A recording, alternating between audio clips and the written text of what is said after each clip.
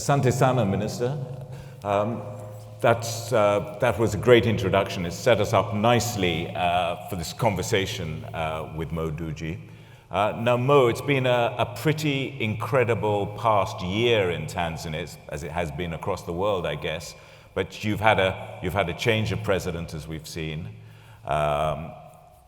You've been coping with the pandemic like everywhere else, and there was a lot of catching up to do in the middle of last year.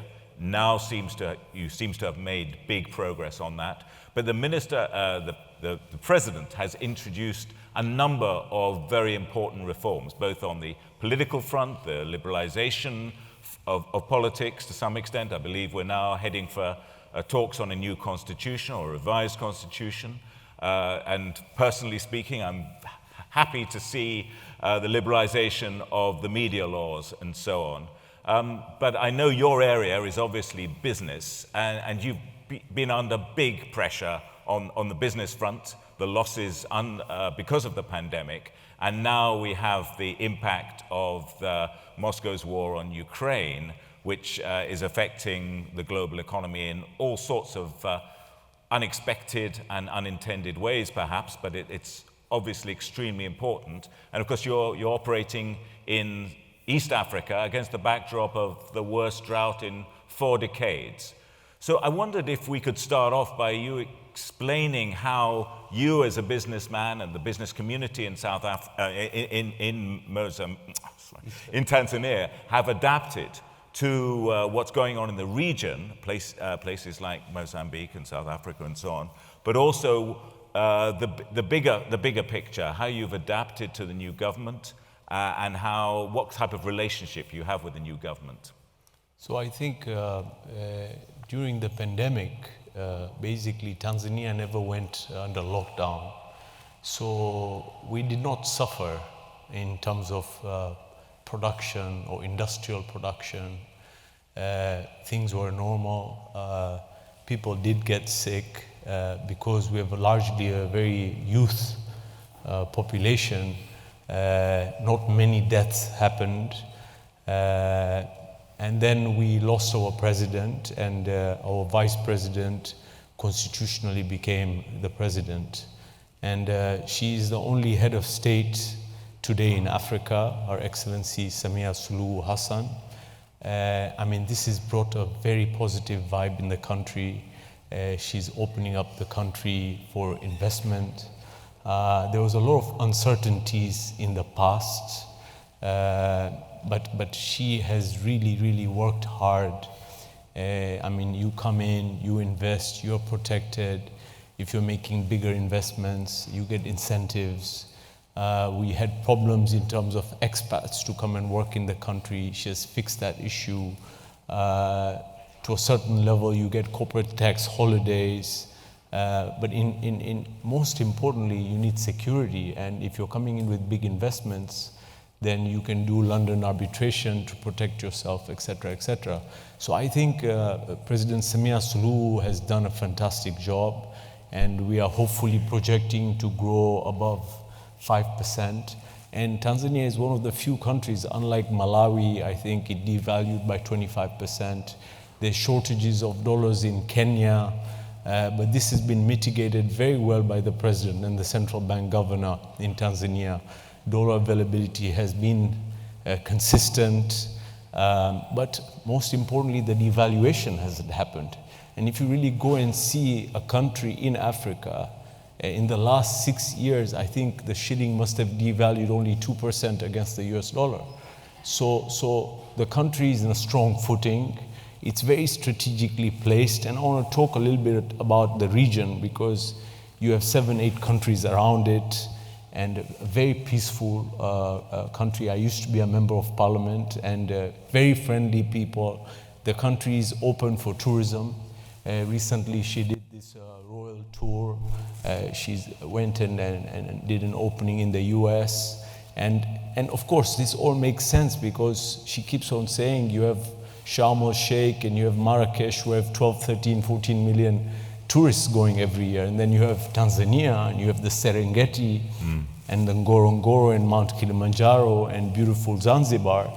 and you have 1.5 million people. So you can look at the investment potential opportunity in the hospitality industry, and it's just because we lack beds. But when you talk about the actual tourism, Kenyans have done fantastic in terms of marketing the country. But if you look at, you look at the National Geographic and you see the wildebeest and the zebras migrating, but they migrate from the Serengeti to the Masai Mara. But the Serengeti is 95% and the Masai Mara is only 5%. So it's all happening in Tanzania. So she's doing a fantastic job. So that also mitigates, because you have foreign exchange earnings, mitigates against devaluation. But currently what we are facing as an African continent, I think we're facing big trouble because what's happening in Ukraine. You see grain prices have shot up. Right. First we were in COVID, so logistics was a problem. Then freight started going up, petroleum prices have gone up, then grain prices have gone up, edible oil prices have gone up, and then you have taxes that you have to pay in country, and they are cumulative, and that goes up. And then you have 14, 15, landlocked countries where you need to logistically move from the port inwards, and that costs tons of money. So in short, you see, Africa can be distorted. So if you look at the GDP, okay, we're talking about 1.3 billion people, 3 billion plus, so it's $2,500, $2,700 per capita income. But if you were to take away the Egypts and the South Africa and the Morocco and the Algeria and the Tunisia, and you talk about sub-Saharan Africa, you're talking about $1,200, $1,500 a month. Yeah. That's $100, that's 100 quid a month. So how do we unlock the potential of Africa? So I think there's a problem in infrastructure, which many countries are investing heavily in. I think we as a country, Tanzania, with the standard, as the Minister, Her Excellency said, we are going to be producing 2,400 megawatts or 2,300 megawatts from hydro. And that's a $7-8 million project. And then we have we all know rail is the cheapest mode of transport. We're investing tons of money in connecting into Burundi and Rwanda and the DRC. So infrastructure, things are working well. But to unlock, I believe that we need agri. The contracts for infrastructure, for example, have to be competitive. You say rail is the cheapest form of transport. Yes. Apart from bicycles, yes. I'm walking. Yes. But I'm totally on board with that. But of course, if you look at the next door, yes. the rail link between Mombasa and Nairobi, it's one of the most expensive rail links in the world, partly because of the inflation of the contract. It's just not economical. So how do you avoid that sort of problem? So if you see, actually, it's interesting that if you look at the rail that the Kenyans have built vis-a-vis what we have built, per kilometer, I think we have paid 60 cents to a dollar. So you've been driven a harder bargain. And we've been very transparent. There is no tolerance for corruption in Tanzania, which is fantastic. So coming back to my strategy, so we were a commodities trading house, and we trade soft commodities, sugar, rice, and fertilizer, and we export coffee and cocoa and sesame seeds. But then we went into a lot of agro-processing and manufacturing. So we all talk about value addition. So I'm into the edible oils and cooking fats and margarines and soaps. People complain that we export gin cotton. I have a textile mill, so I do ginning, spinning, weaving, processing, mercerizing, dyeing, printing, knitting and garmenting. And I have probably one of the largest textile mills in Morogoro in Tanzania, in Africa. I mean, this textile factory produces over 100 million meters of cloth, which is 100,000 kilometers. I mean, you can circle the world twice around with Tanzanian cotton. So it is possible, and we can be competitive as long as power is reasonably competitive. It's highly, capital intensive, so we have good technology. So I believe coming back, agriculture is the way to go. My company, we're looking at investing $2 billion in agri, in corn, in wheat, in edible oils. So we're looking at palm, we're looking at sunflower, we're looking at sugar, and I'm committing about 60-70% of that money in Tanzania. When you look around and you see the inflation in the price of grain right across the continent, and in fact across Europe too, of course now, do you have any targeted strategies to deal with that? Have you got an agricultural, agribusiness growth strategy to address what appears to be a recurring problem? I mean, I think the UN Secretary General said we're heading for an overall food shortage in the world in the next 5 years unless we do something and ramp up production. And you know, for Africa, sometimes I get very, very worried, because when you look at per capita income, you're spending, you have $100, and out of which you spend $60-70 for food. And suddenly food prices have doubled and tripled. So basically you can buy half the food with the money that you have. And that's crazy. And I know we have inflation in Europe, but you're not talking about food, So the strategy should be food security. Africa should focus on food security. We should be growing our own food, feeding our own people, and exporting it to the world. That should be the strategy for Africa. And what do you think the present government in Tanzania is doing along those lines, and what would you like to see them do more of? No, so if you look currently to curtail the inflation, they're starting to give subsidies in fertilizers, because again, that's criminal. I mean, if you go and see fertilizer prices have gone up, people are not using fertilizers, yields are coming down, so they're giving tons of incentives and subsidies. They've given subsidies on the fuel side. So if they're taking a hit as a government and the president from the treasury, in taxes, but softening it for the Tanzanian people, and I think that's a great initiative. And also we have corn. I think we produce about 2 million tons of maize. That comes into a little bit of support instead of wheat, so people substitute from wheat to maize. So I think Tanzanian government, under the leadership of our president, is doing a fantastic job in kind of... Is Tanzania, how near to self-sufficiency in foodstuffs is Tanzania at the moment? So we're self-sufficient in some food, sugar to a large extent, maize, we even exporters, net exporters, rice, we're net exporters. But in totality, I think we still have 50% of the basket that we're still dependent on, and this is what I want to focus in.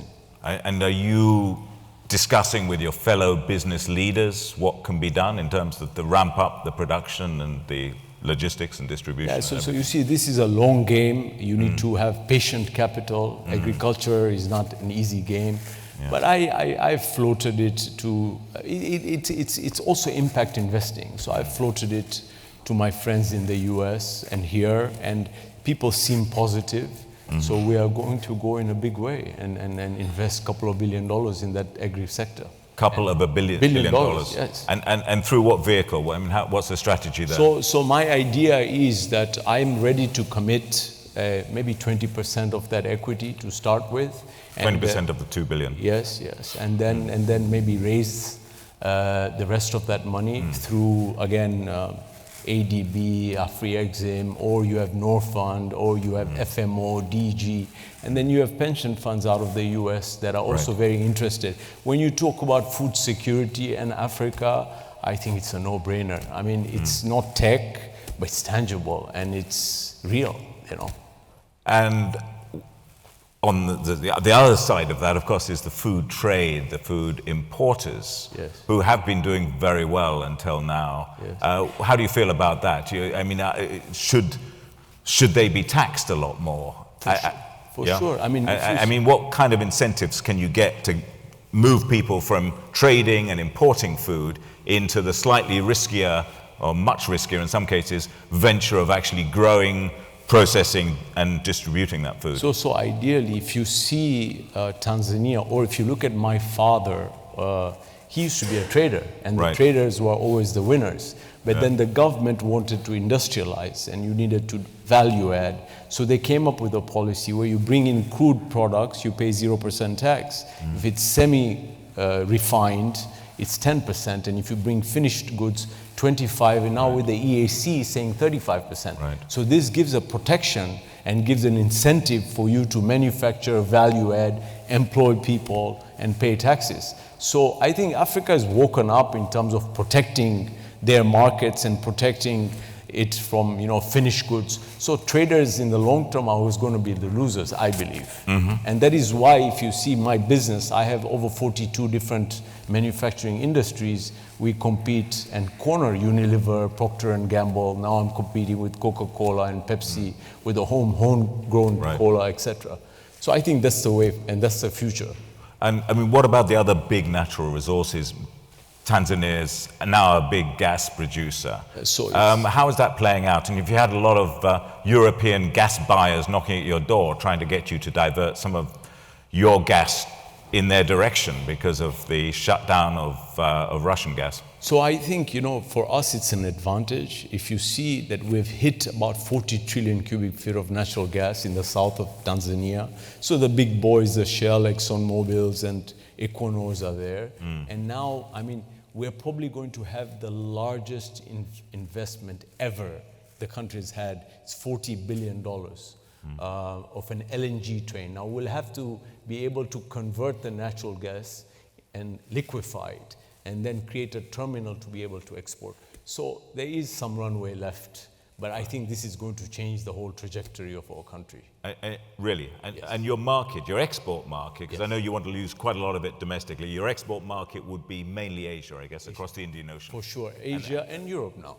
And Europe as well, and they're via the Suez Canal, I guess. Yes.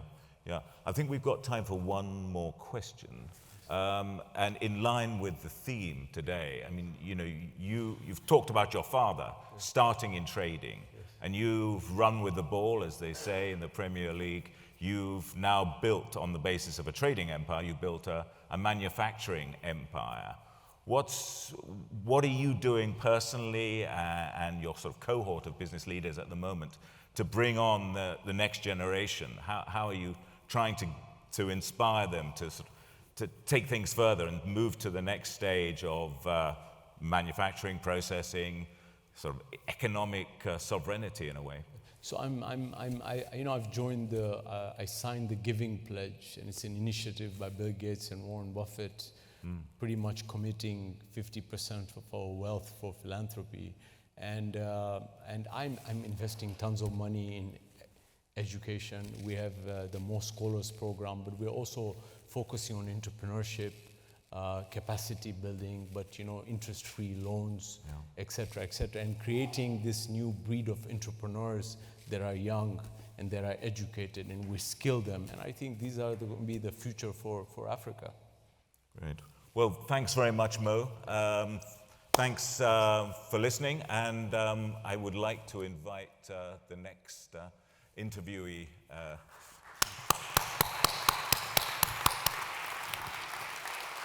All the best. Cheers. Thanks.